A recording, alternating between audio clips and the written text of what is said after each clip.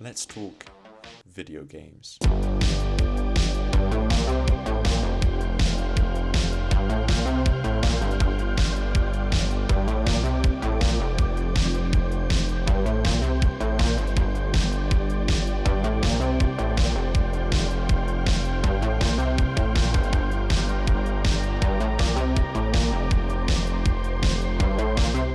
What seems like endless universe of never-ending possibilities and adventure. Game development is something where your imagination is truly the limit, creating some games that can only be described as art. Whether it's the stunning landscapes of Horizon Zero Dawn, the immersive world of Marvel's Spider-Man, the incredible characters and gameplay of The Witcher 3, or the sheer fear and intimidation of going up against some of the creatures in Monster Hunter worlds, gaming has never ceased to amaze us. A seemingly perfect utopia where you can become anything and everything you could ever want.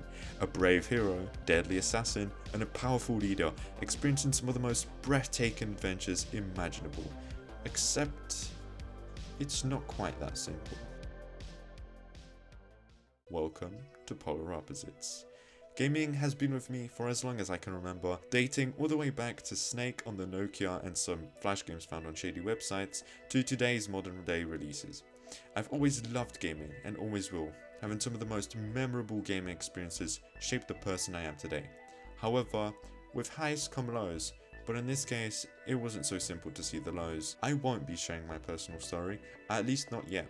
However, what I will share with you is the thing that gaming does to you, if not in moderation. What I see so many people bring up in arguments are things like bad posture, sore fingers and thumbs, being skinny or overweight, or losing social skills. These arguments are not solely unique to gaming, and some having little to no long-lasting impact. Think about it. If you study in weird positions, you will have bad posture. If you draw or write for prolonged periods of time, you will also get sore hands and fingers. If you do, I don't know, algebra for fun, but have an unhealthy or unsustainable diet, you will be over or underweight. If you daily read Shakespeare in your closed bedroom, your social skills wouldn't be great either. The obsession of what seems like healthy activities can lead to some of the commonly listed negatives of gaming. Then why do we not see these incidences get argued so often in other activities, but occur specifically in gaming? It all comes down to dopamine and addiction. If you didn't realize, the thing is, these arguments aren't unique or directly linked to gaming, and people need to realize it. All of these points are byproducts of the real unhealthy effect of obsessive use of video games. Now, to state the obvious, I'm not against video games, not even a bit. However, I'm not a psychologist either, although I did my best to fact check my work. The main reason I'm making this my first video on this channel is to make my message clear. It's that video games are a really impactful and overall positive tool, and why you shouldn't just let your passion of them fade away. However, to do this, I must first expose the truly dark and ugly side to video games and their addictive nature. Dopamine. Often referred to as the feel-good chemical or the happiness hormone, well, it makes you feel good. Nothing less, nothing more to say.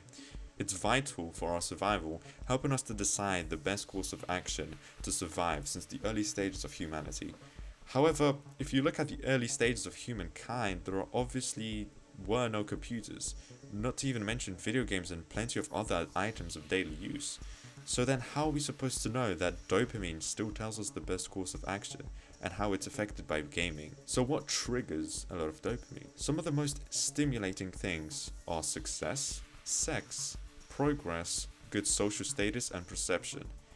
Many popular game titles have used this to their advantage, such as Rainbow Six Siege, having points constantly appear for every kill, assist, gadget placed, and gadget broken, making even their less experienced players a chance to feel the sense of major progression that is belittled the more you play the game, making the player have the need to play more and more of the game to get the same sense of success. Games such as Fortnite and other Battle Royale titles, apart from using the least resistance theory, making the game free and easily accessible, also make winning all the more rewarding and the feeling of success all the more greater by rewarding the player with a unique item not accessible for players who didn't win or aren't as skillful in the game, introducing a new item every season.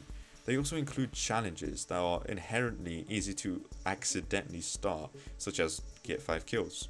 Let's say you decide you didn't want to do challenges as it wastes your time, but you play one game and get 1 kill, so then you feel obligated to play more and more to finish that challenge, as it would be a waste of time not to. Do I really need to mention how many sex stimuli appear in video games? Titles like GTA, The Witcher 3, Cyberpunk, and The Last of Us 2 having some of the most detailed sex scenes, not to even mention countless other small things in other video games. Definitely driving the male audience through the male gaze to the game, especially reason being that you're the one to be the character.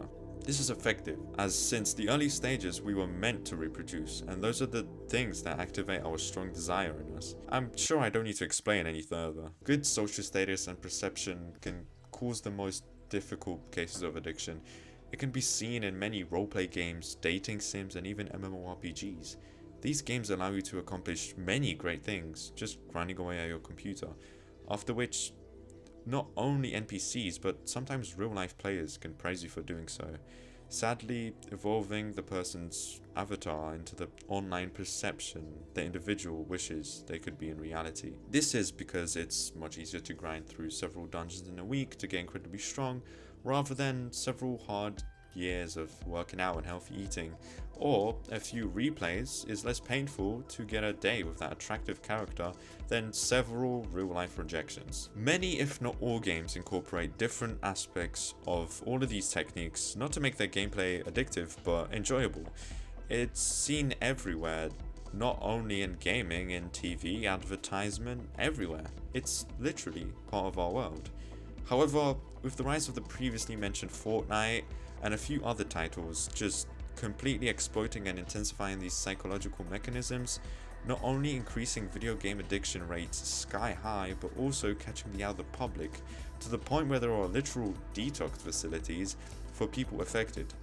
By the way, I do not recommend these facilities, as video game addiction is a new topic to the general public, and from what I heard that happens in them, you're isolated from digital entertainment, which is completely not how to go about this situation. At home, you would have easy access to digital entertainment, whether it would be not even gaming devices, but TV, phone, anything of that sort.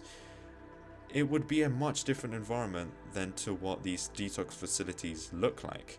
To put it simply, you can't just take away drugs from an addict and expect a change, a massive change. Where the really bad effect of this addiction is seen is in the carelessness and ignorance of microtransactions and loot boxes.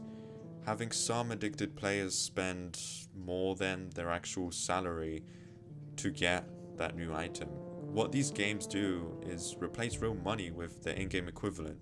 The previously mentioned Fortnite has V-Bucks, which are bought using real-life money. However, the amount of V-Bucks you get is usually much greater than the amount of actual money you spent buying them, tricking you into the fake value for money mentality. Having this different currency than actual real life money also disconnects the link and therefore value of real life money. So if you see a skin for a reasonable amount of V-Bucks, you don't actually realize the true cost, which is usually around £5 to £10. Usually players, if seeing £5 to £10 instead of 1,000 V-Bucks, would not buy the skin, as it would be a waste. Then there is fear of missing out, FOMO for short, where there are big red signs glaring at you from the item shop screaming limited time offer or others alike, making players anxious and tricking them into rigorously spending their money without even a second thought. Now, these strategies might not sound as effective, but these have been real incidences of children stealing their parents' money and using it to buy in-game purchases. There are plenty more things that play into this addiction that I haven't mentioned, such as in games like League of Legends or World of Warcraft, and many more. However, there are too many to cover in this short video. This video's purpose is to inform you that games can and will have a negative effect on you if used in excess. And it's all in fun and games until you start stealing from the people you care for, distancing yourself from others, missing out on life, and coming to a sad realization that for the past year, you did nothing but waste it. I want you to think to yourself now, if you could really last a week without digital entertainment, be honest with yourself whether you think your usage of gaming is obsessive, because this can really be the difference between you playing yet another game or spending the last few minutes with someone you love before they fade into distant memory, leaving you with nothing but emptiness and regret.